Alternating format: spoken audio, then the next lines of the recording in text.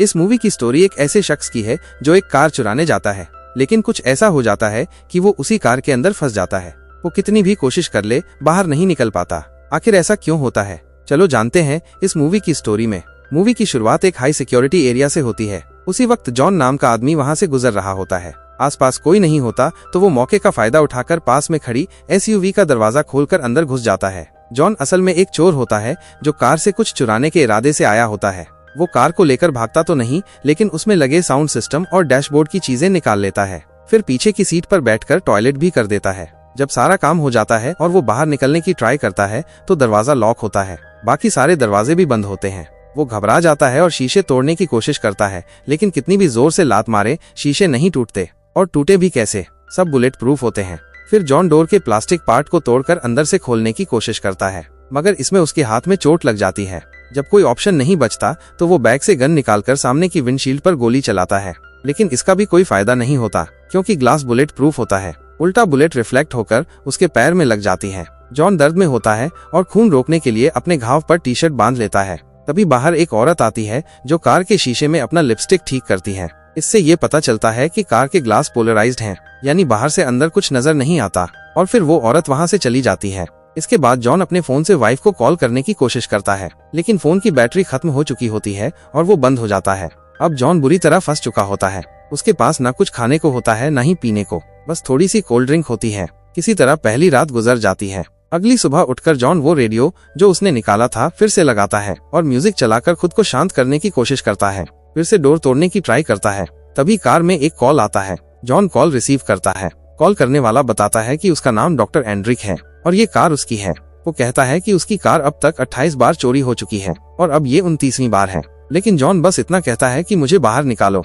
Anrich बताता है कि ये कार पूरी तरह से बुलेट प्रूफ है, इसके ग्लास पोलराइज्ड हैं और इसका पूरा कंट्रोल उसी के पास है। जॉन उसे गालियां देकर कहता है कि मुझे बहुत प्यास लगी है और यहाँ बहुत गर्मी है, जिसके बाद कॉल कट हो जाता है और AC ऑन हो जाता है।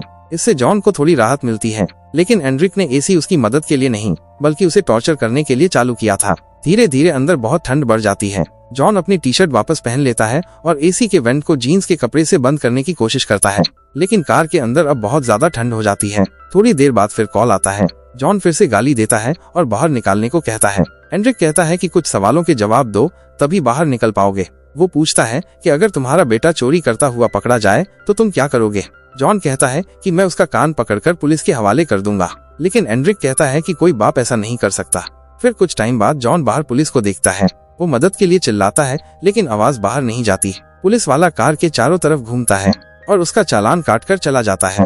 ये चालान इसलिए काटा जाता है क्योंकि इसके ग्लास पोलराइज्ड थे।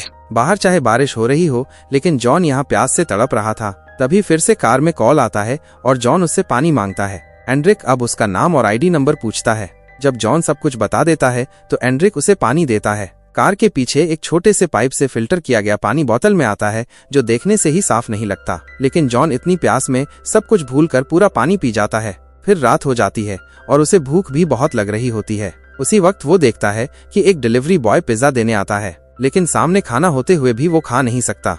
इसी बीच एक छोटा कीड़ा उसका दोस्त बन जाता है। एंड्रिक अब टॉर्चर बढ़ा देता है और कार का हीटर ऑन कर देता है, जिससे जॉन की हालत और बिगड़ती जाती है। भूख से बेहाल होकर जॉन कार में रखी इंस्ट्रक्शन मैनुअल को ही खाने लगता है। तभी बाहर एक दूसरा चोर आता है जो कार को खोलने की कोशिश करता है, मगर उसी वक्त एक बंदा आकर उसे रोकता है और पकड़ लेता है। इसके बाद पुलिस भी वहां पहुंचती है।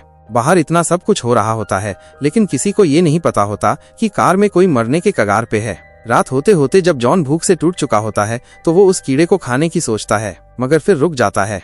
फिर एक कपल आता है जो वहीं पास में इंटीमेट होने लगता है, लेकिन जॉन सिर्फ देख सकता है, कुछ कर नहीं सकता। फिर एंड्रिक का कॉल आता है। वो बताता है कि डैशबोर्ड के नीचे एक चॉकलेट बार रखा है जिसे जॉन खा सकता है। चॉकलेट खाने के बाद वो थोड़ा रिलैक्स करता है। वो अपने मोबाइल की बैटरी निकालकर धूप में रख देता है और बाहर लोगों की हरकतें देखता रहता है। काफी ट्राई के बाद वो कार के दरवाजे में एक छोटा सा होल बनाता है, लेकिन वो इतना छोटा होता है कि आवाज तक बाहर नहीं जाती। फिर एंड्रिक कॉल करता है और कहता है कि उसके पास एरिना और लियोनेल की खबर है। ये सुनकर जॉन चौंक जाता है क्योंकि ये उसकी बीवी और बेटा थे। वो पूछता है, तो इन्हें कैसे जानता है। एंड्रिक बोलता है कि उसने उसके घर वालों को बोला कि जॉन ने लॉटरी में $1 लाख जीते हैं और वो पैसे देने आया है। ये सुनकर जॉन गुस्से से भर जाता है। कॉल कट होते ही वो बैटरी वापस फोन में डालता है।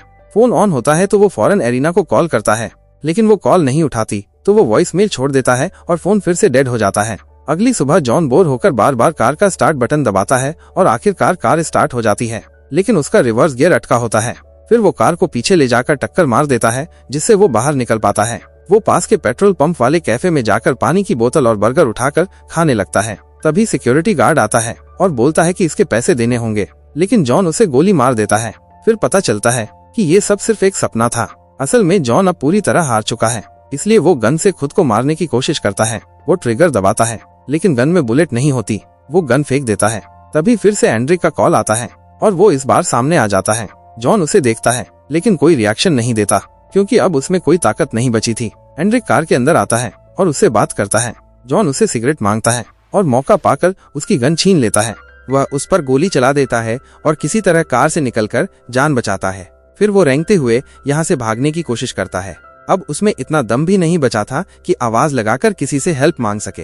वो गन से फायर करके किसी तरह ध्यान खींचने की कोशिश करता है, लेकिन तभी घायल एंड्रिक वहां पहुंच जाता है और जॉन को पकड़कर फिर से कार में घसीटने लगता है। लेकिन इसी वक्त दूसरी तरफ से एक पुलिस वाला पेट्रोलिंग करते हुए वहां पहुंचता है। वो एंड्रिक को रोककर जॉन को छोड़ने को कहता है और सरेंडर करने को भी बोलता है। एंड्रिक बोलता है कि ये हमारा पर्सनल मैटर है, बेहतर होगा तुम दूर रहो। देखते ही देखते वहां पर ढेर सारी पुलिस जमा हो जाती है। बहुत सारे रिपोर्टर और लोग भी वहां इकट्ठा हो जाते हैं, क्योंकि अब एंड्रिक का प्लान फेल हो चुका था और उसका दिमाग अब पूरी तरह गर्म हो चुका था। इसलिए एंड्रिक को काबू में करने के लिए वहां अमेडियो नाम का एक रिटायर्ड पुलिस अफसर बुलाया जाता है। वहां मौजूद कुछ लोग एंड्रिक के खिलाफ होते हैं तो कुछ उसकी साइड लेते हैं। कुछ लोगों का कहना था कि एंड्रिक सही कर रहा है, क्योंकि उन्होंने भी चोरी झेली है। वहीं दूसरी ओर जॉन भले ही एक चोर है, लेकिन जो कुछ एंड्रिक कर रहा था वो भी ठीक नहीं था। इसी तरह कुछ दिल से जुड़ी बातें अमेडियो एंड्रिक के सामने रखता है, जिसके बाद एंड्रिक का मूड बदल जाता है और वो जॉन को जाने देता है। लेकिन थोड़ी देर बाद एंड्रिक कार में बैठकर खुद को लॉक कर लेता है। फिर वो अपने फोन पर एक टाइमर सेट करता है और कुछ देर में कार ब्लास्ट हो जाती है। जॉन तो बच जाता है, लेकिन अमेडियो, जिसकी कोई गलती नहीं थी, वो मारा जाता है। उसका बस यही इरादा था कि किसी चोर को सबक सिखाए, लेकिन उसका प्लान फेल हो गया। जॉन के खिलाफ कोई ठोस सबूत नहीं मिलते, इसलिए उसे छोड़ दिया जाता है। और दोस्तों, इसी के साथ ये मूवी यहीं खत्म हो जाती है।